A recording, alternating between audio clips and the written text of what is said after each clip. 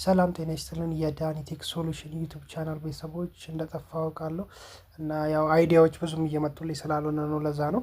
እና በዛሬ ቪዲዮ ደግሞ ይዤላችሁ የመጣሁት ቲክቶክ አፕሊኬሽንን በተለያየ ምክንያት ቲክቶክ መጠቀም እየፈለጋችሁ መጠቀም ያልቻላችሁት ወይም አፕሊኬሽኑን አወርዳችሁ መጠቀም ያልቻላችሁ ወይም ስፔስ እየያዘ ካስቸገራችሁ በዛሬው ዕለት መፍትሄ ይዤላችሁ መጥቻለሁ። እንዲሁም ደግሞ የሰዎችን የቲክቶክ አካውንት ቼክ ማድረግ ፈልጋችኋል፣ ነገር ግን አፕሊኬሽኑን ማውረድ አለባችሁ እያለ የሚያስቸግራችሁ ሁኔታ ከገጠማችሁ በዛሬ ቪዲዮ ለሁለቱም የሚሆን መፍትሄ ይዤላችሁ መጥቻለሁ። ሙሉ ቪዲዮውን ከመጀመሪያ እስከ መጨረሻ እንድትከታተሉ እየጋበዝኩ ወደ ቪዲዮ እንሄድ። የቲክቶክ ሊንክ መጀመሪያ ይኸው ከፍቻለሁ ኦልሬዲ። ስለዚህ የዚህን የጓደኛዬን የቲክቶክ አካውንት ወይም ፕሮፋይሉን ቼክ ማድረግ ፈለግኩኝ። ነገር ግን ልክ ፕሌይ ስለው ቪዲዮን ፕሌይ ስለው ምን ያደርጋል? አፕሊኬሽኑን እንዳወርድ ቀጥታ ወደ ፕሌይ ስቶር እየመራኝ ቪዲዮውን አልከፍትም ብሎ እያስቸገረኝ ነው ያለው። ስለዚህ ይህንን ለማስተካከል ምንድን ነው ማድረግ ያለባችሁ? ወደ ዴስክቶፕ ሳይት ትቀይሩታላችሁ ማለት ነው። ወደ ዴስክቶፕ ሳይት ቀይራችሁት የሚሰራላችሁ ምክንያት ምንድን ነው መሰላችሁ? ምክንያቱም በዊንዶውስ ቨርዥን የለም ቲክቶክ።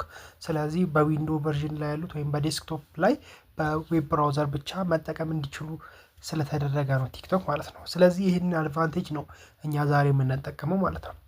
ስለዚህ 3 ነጠብጣብ ከላይ ያለውን ነካት አድርጉትና እዚች መጨረሻ ላይ እንደምታዩት ዴስክቶፕ ሳይት ሚል አይከን አለች። ስለዚህ እሱ ቦታ ራይት እናድርገዋለን። ራይት በምናደርግበት ጊዜ ቀጥታ ብራውዘሩ ሪፍሬሽ ያደርጋል።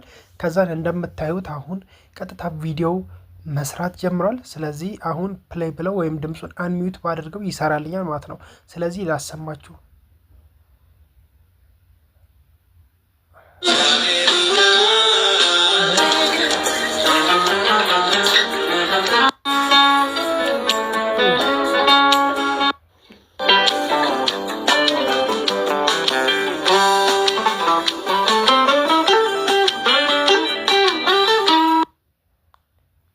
ስለዚህ ይሄን ይመስላል። ስለዚህ እንደዚህ አድርጋችሁ ቲክቶክን ያለ አፕሊኬሽኑ ሳታወርዱ በቀላሉ መጠቀም ትችላላችሁ።